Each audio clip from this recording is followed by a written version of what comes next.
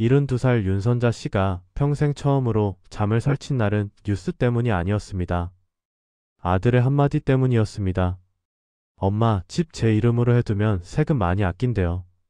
어차피 나중엔 다 제 거잖아요. 어차피. 나중엔 다 제 거. 그 세 단어가 선자 씨의 가슴 한가운데를 파고들었습니다. 식탁 위에는 아들이 가져온 등기부 등본과 빼곡한 계산표가 펼쳐져 있었습니다. 며느리는 조용히 커피를 홀짝이며 남편의 설명을 거들었고 선자 씨는 웃으며 차를 따랐습니다. 하지만 그 웃음 뒤에서 심장이 조금씩 가라앉는 것을 느꼈습니다. 왜인지 모르게 눈시울이 뜨거워져서 얼른 부엌으로 몸을 돌려야 했습니다. 그날 밤 선자 씨는 거실 불을 켜지 않은 채 창밖을 바라보았습니다. 아파트 단지 가로등 불빛이 흐릿하게 번지는 풍경이 묘하게 낯설었습니다. 40년 전 시장 한 귀퉁이 좌판에서 떡볶이를 팔던 시절이 떠올랐습니다. 새벽 4시에 일어나 재료를 손질하고 저녁 9시가 넘어서야 집에 돌아오던 날들. 손목이 저려와도 국자를 놓지 않았던 이유는 단 하나, 아이들이었습니다. 등록금, 학원비, 결혼 자금. 큰아들 대학 보낼 때는 적금을 깨야 했고 딸 결혼식 때는 분식집 보증금까지 털어야 했습니다. 손주가 태어났을 때는 당연하다는 듯이 육아를 떠맡았고 무릎이 시큰거려도 놀이터를 함께 뛰어다녔습니다. 내 몫은 언제나 맨 마지막이었습니다. 그렇게 미루고 또 미루다 보니 어느새 70고개를 넘겼고 남편마저 먼저 떠나고 나니 남은 건 오래된 아파트 한 채와 쑤시는 관절뿐이었습니다. 선자 씨는 어두운 거실에서 스스로에게 물었습니다. 내 이름으로 된 이 집이 사라지면 나는 어디에 서 있는 사람이 될까? 자녀에게 미리 넘기는 것이 좋은 부모의 도리인가? 아니면 끝까지 지키는 것이 무너지지 않는 삶의 조건인가? 질문은 꼬리를 물었습니다. 선자 씨는 알고 있었습니다. 이건 단순히 세금을 얼마나 아끼느냐의 문제가 아니라는 것을. 이건 내가 누구인지, 내 삶의 마지막 장을 누가 쓸 것인지에 관한 문제라는 것을. 집은 단순한 부동산이 아니었습니다. 그것은 선자 씨가 40년을 버텨온 증거이자 앞으로 남은 날들을 의지할 유일한 땅이었습니다. 우리는 흔히 노후 자산을 숫자로만 생각합니다. 얼마를 모았는지, 얼마를 물려줄 수 있는지, 상속세는 얼마나 나오는지. 하지만 진짜 문제는 다른 곳에 있습니다. 내 이름이 지워진 집에서 나는 여전히 나일 수 있을까요? 자녀의 선의를 믿지 못해서가 아닙니다. 세상 일은 예측할 수 없고 사람의 사정은 하루아침에 뒤집어지기도 합니다. 아들의 사업이 흔들릴 수도 있고 며느리와의 관계가 어긋날 수도 있습니다. 이혼 소송이 벌어질 수도 있고 갑작스러운 빚이 생길 수도 있습니다. 누구도 아기를 갖고 시작하지 않지만 상황이 사람을 바꾸는 일은 너무나 흔합니다. 그때 내 이름이 사라진 집에서 나는 어떤 목소리를 낼 수 있을까요? 눈치를 보며 밥을 먹고 허락을 구하며 방을 쓰는 노년이 되어도 괜찮을까요? 선자 씨처럼 평생 자식을 위해 자신을 밀어온 분들이 이 영상을 보고 계실 것입니다. 새벽같이 일어나 도시락을 싸주던 어머니, 허리가 아파도 막노동을 멈추지 않던 아버지, 자녀 학비 대느라 병원 한번 제대로 가지 못한 부모들. 그렇게 평생을 쏟아부은 끝에 남은 것이 작은 집 한 채와 얼마 안 되는 연금이라면 그것마저 내 손에서 노는 것이 과연 옳은 일일까요? 사랑이라는 이름으로 모든 것을 내어주는 것이 정말 좋은 부모의 길일까요? 오늘 이야기는 그런 분들을 위한 것입니다. 욕심을 부리자는 이야기가 아닙니다.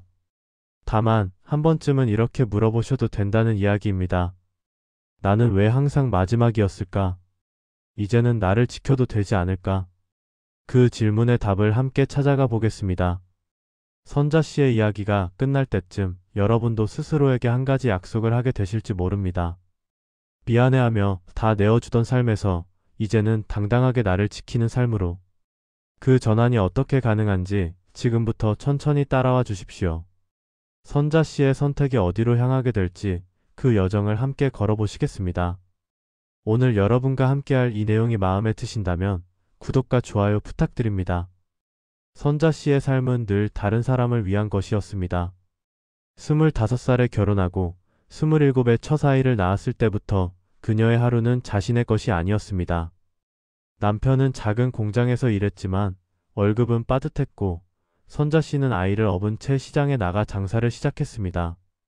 처음에는 채소를 팔다가 나중에는 떡볶이와 순대를 파는 좌판으로 자리를 잡았습니다. 새벽 4시에 일어나 재료를 손질하고 저녁 9시가 넘어서야 집에 돌아오는 생활이 20년 넘게 이어졌습니다. 손목에는 만성 건초염이 생겼고 무릎 연골은 닳아서 계단을 오를 때마다 뼈가 맞닿는 느낌이 들었습니다. 하지만 선자 씨는 병원에 가는 대신 파스를 붙이고 다시 국자를 들었습니다. 아이들 학비가 급했고 학원비가 밀리면 안 됐고 수학여행 비용도 마련해야 했기 때문입니다. 큰아들이 대학에 갈 때 선자 씨는 10년 넘게 모은 적금을 깼습니다. 딸이 결혼할 때는 분식집 보증금을 빼서 예단과 예물을 마련했습니다. 남편이 말렸지만 선자 씨는 고집을 꺾지 않았습니다. 애들 쓰는 건 아끼면 안 된다. 내가 조금 더 일하면 되지. 그 말을 수십 번 되뇌며 자신의 몫을 미뤄왔습니다. 손주가 태어났을 때는 당연하다는 듯이 육아를 떠맡았고 무릎이 시큰거려도 놀이터를 함께 뛰어다녔습니다. 며느리가 직장에 복귀할 수 있도록 손주를 봐주는 것이 할머니의 도리라고 생각했습니다. 그렇게 10년을 더 보내고 나니 선자 씨의 몸은 이미 60을 넘긴 채 꿋꼿이 망가져 있었습니다. 남편이 세상을 떠난 것은 68세 되던 해 겨울이었습니다. 갑작스러운 심장마비였습니다. 장례를 치르고 집으로 돌아온 선자 씨는 텅 빈 거실에 혼자 앉아 울지도 못했습니다. 슬픔보다 먼저 찾아온 것은 막막함이었습니다. 남편의 연금은 유족연금으로 바뀌어 절반 가까이 줄었고 병원비와 장례비로 예금의 상당 부분이 빠져나갔습니다. 남은 것은 오래된 아파트 한 채와 얼마 안 되는 생활비뿐이었습니다. 그제야 선자 씨는 깨달았습니다. 나는 평생 애들 것만 챙기고 내 인생은 한 번도 제대로 챙겨본 적이 없구나. 내 이름으로 된 통장, 내 이름으로 된 보험, 내 이름으로 된 노후 계획. 그런 것은 처음부터 존재하지 않았습니다. 그런 선자 씨에게 아들이 말했습니다. 엄마, 집만 제 이름으로 해두면 우리도 숨 좀 쉬어요. 세금도 아끼고 나중에 복잡한 일도 없고. 아들은 진심으로 걱정하는 표정이었습니다. 세무 상담을 받았다며 가져온 자료에는 상속세 계산표와 증여세 비교표가 빼곡했습니다. 며느리도 옆에서 거들었습니다. 어머니, 요즘은 다들 미리미리 정리하세요.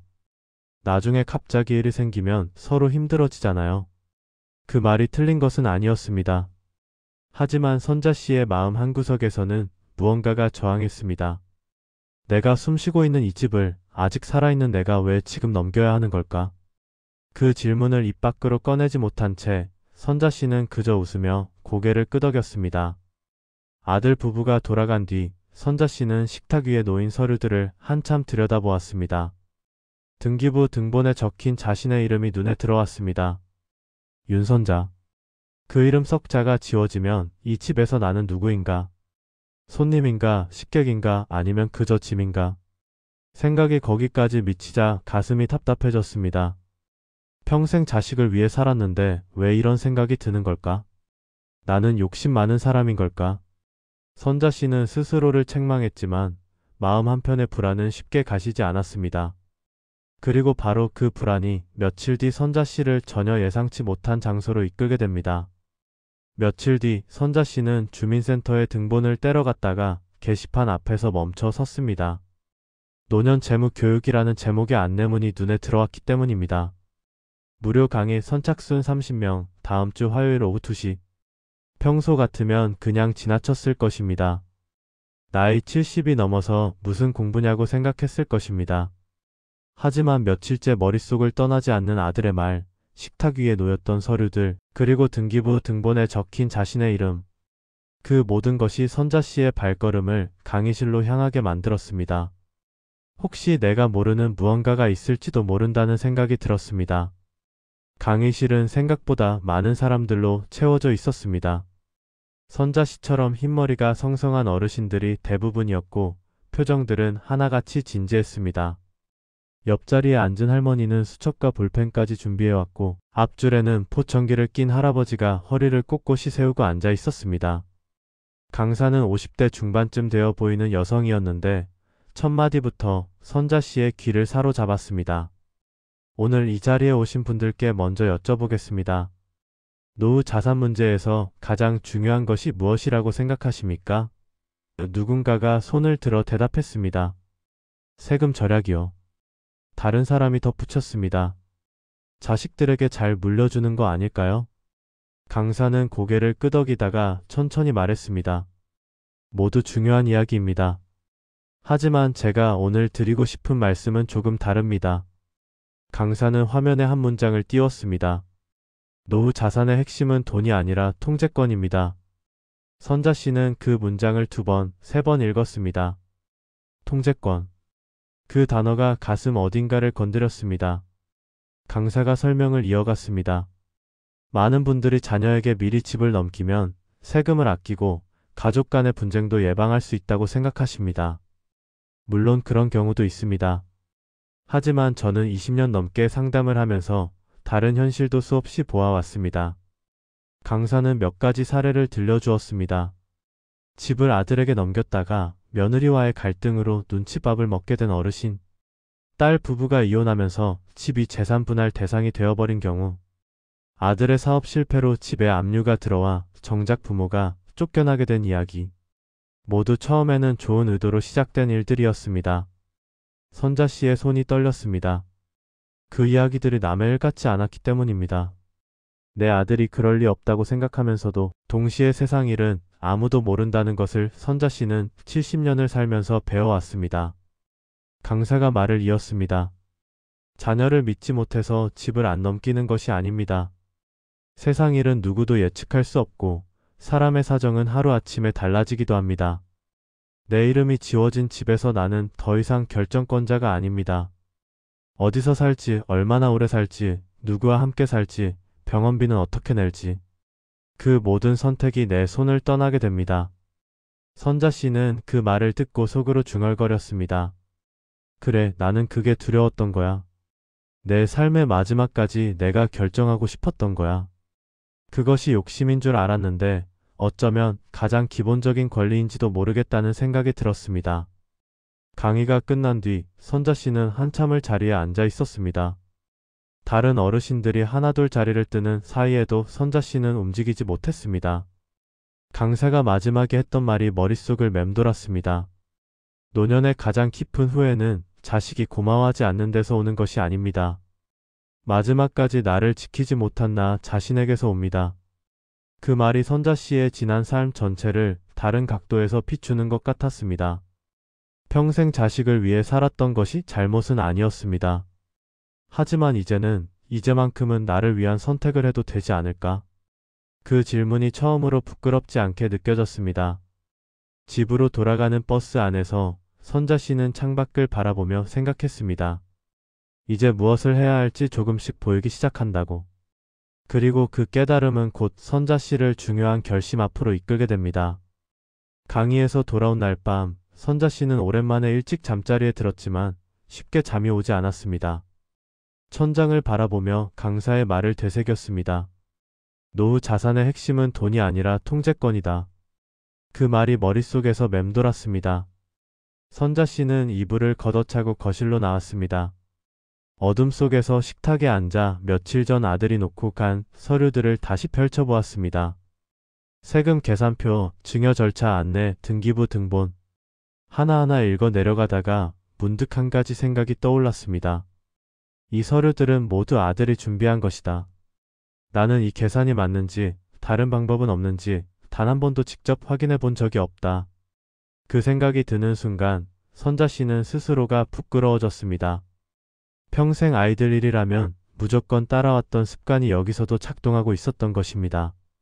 아들이 가져온 자료니까 맞겠지. 전문가한테 상담받았다니까 틀림없겠지.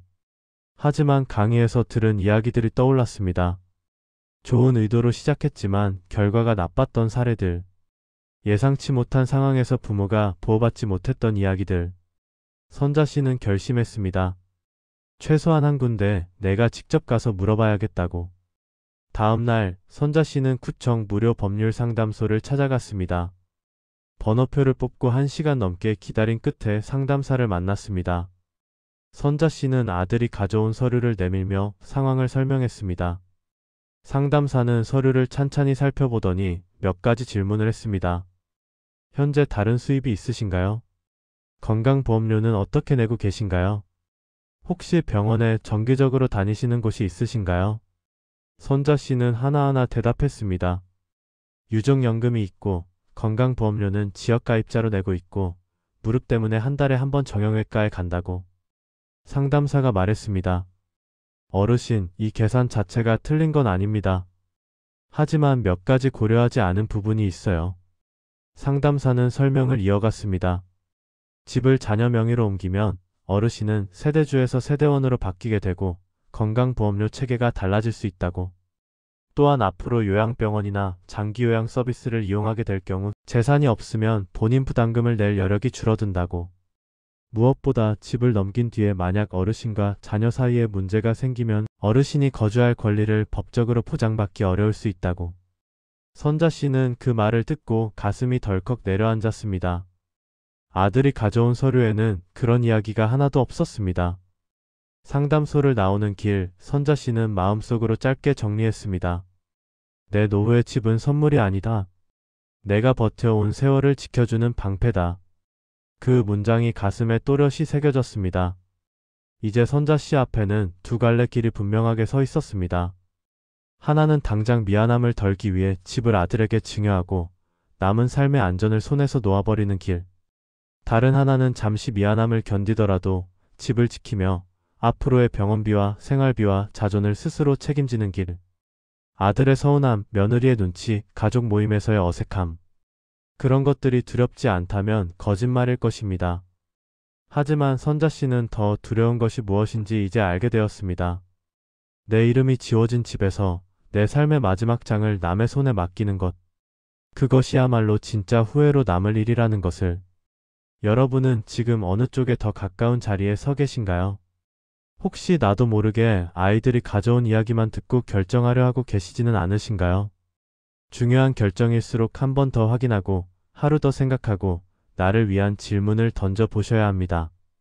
선자 씨가 그 다음에 어떤 선택을 했는지, 그리고 그 선택을 어떻게 가족에게 전했는지 이어지는 이야기에서 함께 살펴보겠습니다. 선자 씨가 법률 상담소에서 돌아온 뒤 며칠이 지났습니다.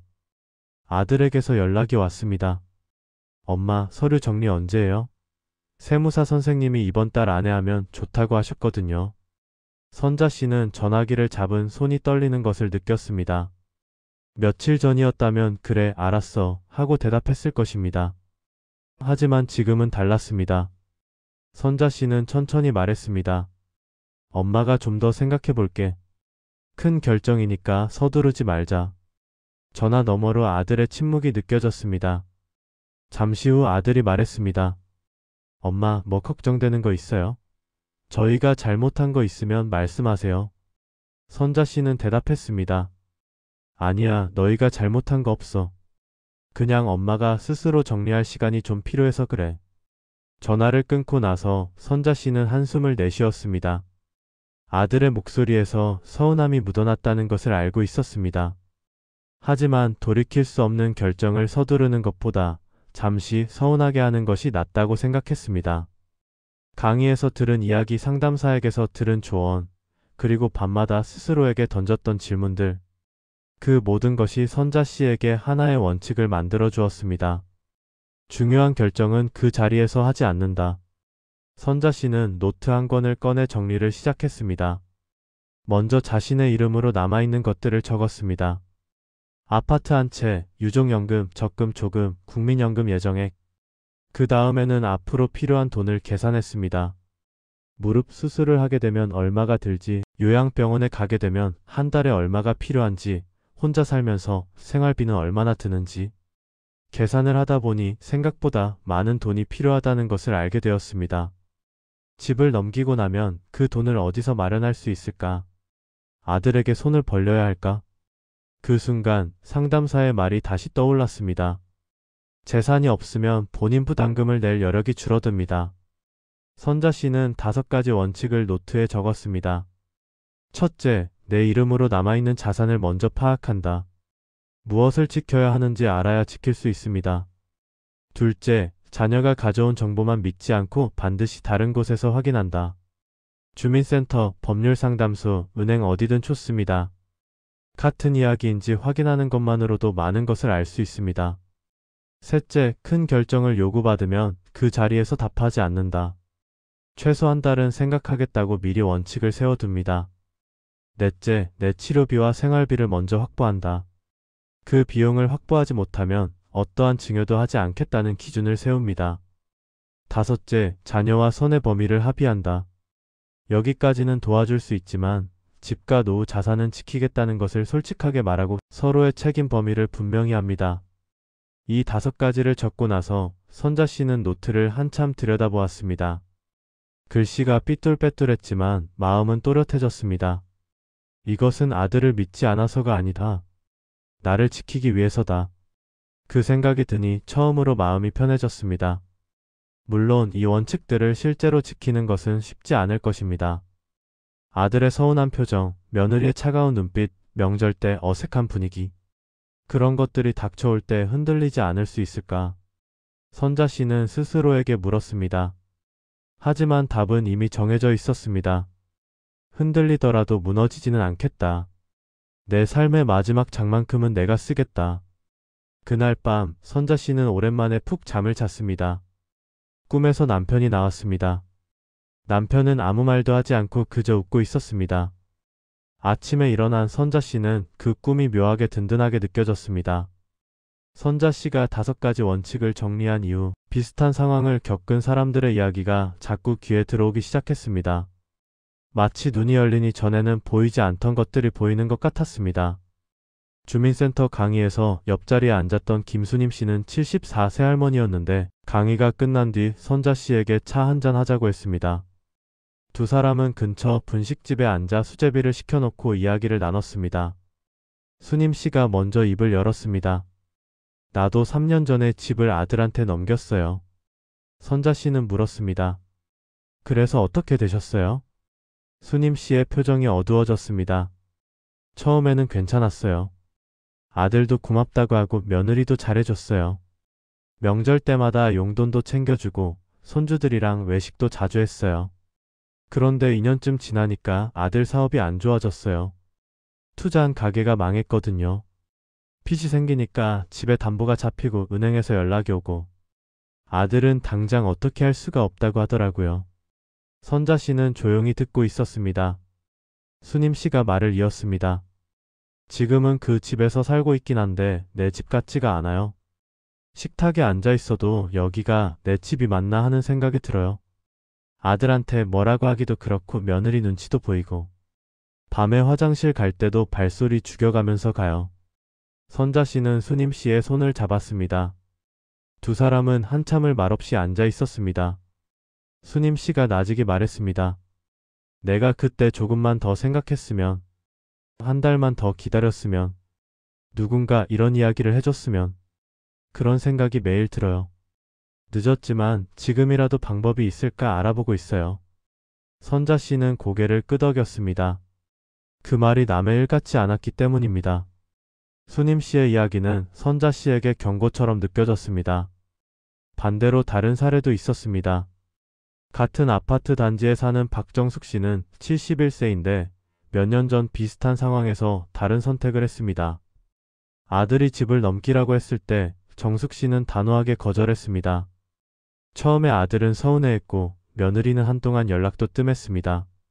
하지만 정숙 씨는 흔들리지 않았습니다. 대신 주택연금이라는 제도를 알아보고 직접 은행에 가서 상담을 받았습니다. 집을 담보로 맡기고 매달 일정 금액을 연금처럼 받는 방식이었습니다. 정숙 씨는 그 돈으로 생활비와 병원비를 해결했고 자녀에게 손을 벌리지 않아도 되었습니다. 집은 나중에 정리되겠지만 적어도 살아있는 동안은 내 이름이 남아있고 내가 결정권을 갖는다는 것이 중요했습니다. 정숙 씨가 선자 씨에게 말했습니다. 자식한테 미안하다는 마음 나도 있었어요. 그런데 곰곰이 생각해보니까 내가 건강하게 오래 사는 게 자식한테도 좋은 거더라고요. 내가 쓰러지면 결국 자식들이 고생이잖아요. 병원비, 간병비 다 누가 내요. 그러니까 내 노후를 내가 책임지는 게 오히려 자식을 위한 거예요. 처음에 서운해하던 아들도 지금은 이해해요. 엄마가 스스로 해결하니까 우리도 편하다고 하더라고요. 선자 씨는 그 말에 고개를 끄덕였습니다. 맞는 말이었습니다. 부모가 무너지면 결국 자녀에게도 짐이 됩니다.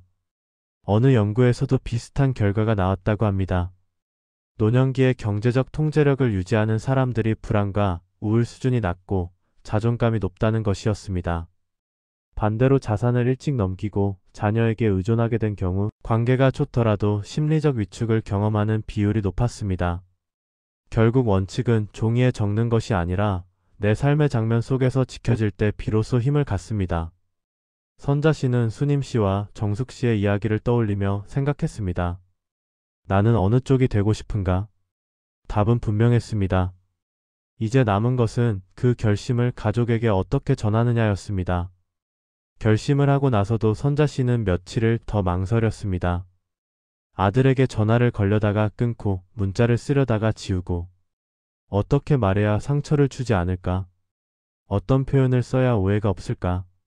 밤마다 뒤척이며 문장을 고치고 또 고쳤습니다. 하지만 아무리 좋은 말을 골라도 결국 전하고 싶은 내용은 하나였습니다. 집은 엄마가 지키겠다. 선자 씨는 깨달았습니다. 완벽한 표현은 없다. 중요한 것은 내 결심을 흔들리지 않고 전하는 것이다. 일요일 점심 아들 부부가 집에 왔습니다. 선자 씨는 미역국과 잡채를 준비했습니다. 아들이 좋아하는 음식이었습니다. 식사를 마치고 과일을 깎아 내놓은 뒤 선자 씨가 먼저 입을 열었습니다. 엄마가 할 말이 있어서 오늘 불렀어. 아들과 며느리의 표정이 긴장되었습니다. 선자 씨는 천천히 말했습니다. 지난번에 집 이야기했잖아. 엄마가 많이 생각해봤어. 여기저기 알아보기도 하고 비슷한 일 겪은 사람들 이야기도 들어봤어. 아들이 끼어들려고 했습니다. 엄마, 저희가 뭔가 잘못한 거 있으면 선자 씨가 손을 들어 말을 멈추게 했습니다. 아니야, 너희가 잘못한 거 없어. 엄마 세금 아끼려고 한 거 알아. 엄마를 위한 마음인 거 알아. 그런데 엄마가 이번에 많이 배웠어. 선자 씨는 잠시 숨을 고르고 말을 이었습니다. 집은 엄마가 숨 쉬는 날까지 엄마 이름으로 두려고 해. 그게 엄마가 너를 미워해서가 아니라 엄마 삶을 지키기 위한 마지막 책임이야. 식탁에 침묵이 흘렀습니다. 아들의 얼굴에 서운함이 스쳤습니다. 며느리는 고개를 숙이고 손을 만지작거렸습니다. 선자 씨는 그 침묵이 무겁게 느껴졌지만 말을 멈추지 않았습니다. 엄마가 평생 너희를 위해 살았어. 그거 후회하지 않아. 하지만 이제 엄마도 70이 넘었어. 앞으로 병원비도 들고 요양 문제도 생길 수 있어. 그걸 엄마가 스스로 감당하려면 집이 있어야 해. 너희한테 손 벌리지 않으려면 엄마가 뭔가를 갖고 있어야 해. 아들이 나직이 물었습니다. 엄마, 저희가 그렇게 못 믿어오세요? 선자 씨가 아들의 손을 잡았습니다. 아니야. 너를 믿어. 하지만 세상 일은 아무도 몰라. 내 사업이 잘 될 수도 있고 어려워질 수도 있어. 그건 내 잘못이 아니라 세상이 원래 그래. 그때 엄마가 아무것도 없으면 너도 힘들고 엄마도 힘들어. 엄마가 엄마 노후를 책임지는 게 결국 너한테도 좋은 거야. 아들은 한참을 말이 없었습니다. 며느리가 조심스럽게 말했습니다. 어머니, 저희가 생각이 짧았나 봐요. 죄송해요. 선자 씨가 며느리를 바라보며 웃었습니다. 아니야, 죄송할 것 없어. 너희 마음 엄마가 알아. 그냥 앞으로는 이렇게 하자. 엄마는 엄마 돈으로, 너희는 너희 돈으로 살자. 서로 도움이 필요하면 상의하고 하지만 기본은 각자가 책임지자. 아들이 고개를 끄덕였습니다. 알겠어요, 엄마. 엄마 생각이 그렇다면 저희가 따를게요. 아들 부부가 돌아간 뒤 선자 씨는 텅 빈 식탁 앞에 혼자 앉아 있었습니다. 마음이 후련하면서도 한편으로는 쓸쓸했습니다. 남편이 살아있었다면 뭐라고 했을까? 문득 오래전 남편이 남긴 메모가 떠올랐습니다. 서랍 깊숙이 넣어둔 편지 봉투 안에 있던 쪽지에 당신 노후는 당신이 꼭 지키시오. 선자 씨는 그 메모를 꺼내 한참을 들여다보았습니다. 눈물이 흘렀습니다. 여보, 나 오늘 잘한 거지요? 대답은 없었지만 선자 씨는 알 것 같았습니다. 남편이라면 분명 고개를 끄덕였을 거라고. 그날 밤 선자 씨는 오랜만에 깊은 잠을 잤습니다. 꿈에서 남편을 만났습니다. 남편은 예전처럼 거실 소파에 앉아 신문을 보고 있었고 선자 씨가 다가가자 고개를 들어 웃었습니다. 아무 말도 하지 않았지만 그 웃음만으로 충분했습니다. 잘했어, 당신. 그 말이 들리는 것 같았습니다. 아침에 눈을 떴을 때 선자 씨는 가슴이 따뜻했습니다. 무거운 짐을 하나 내려놓은 느낌이었습니다. 오랫동안 짓누르던 불안이 조금씩 녹아내리는 것 같았습니다. 창밖으로 아침 햇살이 들어왔습니다. 선자 씨는 커피 한 잔을 내리고 식탁에 앉았습니다. 며칠 전 정리했던 노트를 다시 꺼내보았습니다. 5가지 원칙이 적힌 페이지, 내 이름으로 남아있는 자산 목록, 앞으로 필요한 비용 계산. 그 글씨들이 이제는 낯설지 않았습니다. 오히려 든든하게 느껴졌습니다. 삐뚤빼뚤한 글씨지만 그 안에 담긴 결심은 또렷했습니다. 이제 나는 무엇을 지켜야 하는지 알고 어떻게 지킬지도 알게 되었습니다. 이 영상을 보고 계신 여러분께 오늘 딱 2가지만 제안드리겠습니다. 하나, 노트 한 장을 꺼내서 내가 끝까지 지키고 싶은 것 3가지를 적어 보십시오. 집일 수도 있고 건강일 수도 있고 작은 취미일 수도 있습니다. 매일 아침 마시는 커피 한 잔의 여유일 수도 있고 손주를 만날 때 용돈을 줄 수 있는 능력일 수도 있습니다. 거창할 필요 없습니다. 그냥 지금 떠오르는 것을 적으시면 됩니다. 무엇을 지켜야 하는지 알아야 지킬 수 있습니다. 적어놓으면 흔들릴 때 다시 꺼내볼 수 있습니다. 둘, 자녀가 재정 이야기를 꺼내면 혼자 결정하지 않겠다고 스스로와 약속해 보십시오. 큰돈 이야기는 반드시 하루는 자고 나서 답하겠다. 그 한 줄 원칙을 세우는 것만으로도 많은 후회를 막을 수 있습니다. 그 자리에서 도장 찍지 마십시오. 서두르라고 재촉하는 이야기일수록 한 발 물러서서 생각하셔야 합니다. 미안하다는 마음에 덜컥 승낙하고 나서 후회하는 것보다 잠시 서운하게 하더라도 신중하게 결정하는 것이 서로를 위한 길입니다. 처음에 던졌던 질문을 다시 떠올려 봅니다. 노후의 집은 자녀에게 미리 넘겨야 좋은 부모인가? 끝까지 지킬 때 비로소 내 삶이 무너지지 않는가? 이제 그 질문에 대한 답이 조금은 또렷해지셨을 것입니다. 미리 넘기는 것이 항상 나쁜 것은 아닙니다. 상황에 따라, 가족관계에 따라 그것이 맞는 선택일 수도 있습니다. 하지만 충분히 생각하지 않고, 충분히 확인하지 않고, 충분히 나를 지킬 준비 없이 넘기는 것은 위험합니다. 내 이름이 지워진 집에서 나는 더 이상 결정권자가 아닙니다. 어디서 살지, 얼마나 오래 살지, 누구와 함께 살지. 그 모든 선택이 내 손을 떠나게 됩니다. 그것만큼은 분명히 기억하셔야 합니다. 선자 씨는 오늘도 그 오래된 아파트에서 살고 있습니다. 등기부 등본에는 여전히 윤선자라는 이름이 적혀 있습니다. 아들과의 관계는 조금 어색해졌다가 다시 회복되었습니다. 오히려 서로의 선이 분명해지니 대화가 편해졌다고 합니다. 명절 때 만나면 예전처럼 웃으며 이야기를 나눕니다. 선자 씨는 가끔 정숙 씨와 수님 씨를 만나 차를 마시며 이야기를 나눕니다. 세 사람은 서로의 안부를 묻고 건강을 챙기고 가끔은 손주 자랑도 합니다. 평범한 노년의 일상이지만 그 안에 단단함이 있습니다.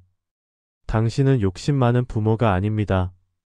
늦게라도 자신을 지키기로 선택한 용기 있는 어른일 뿐입니다. 평생 남을 위해 살아온 당신이 이제 나를 위해 사는 것은 당연한 권리입니다. 미안해하며 다 내어주던 삶을 오늘부터 멈추셔도 됩니다. 그것이 나쁜 부모가 되는 것이 아니라 더 오래 존중받고 더 오래 사랑받는 길입니다. 나를 지키는 부모가 결국 무너지지 않는 가족을 만듭니다. 오늘 이 영상을 끝까지 들어주신 여러분께 깊이 감사드립니다. 당신의 노후가 당신의 것이기를, 당신의 이름이 끝까지 당신의 삶에 남아있기를 진심으로 바랍니다.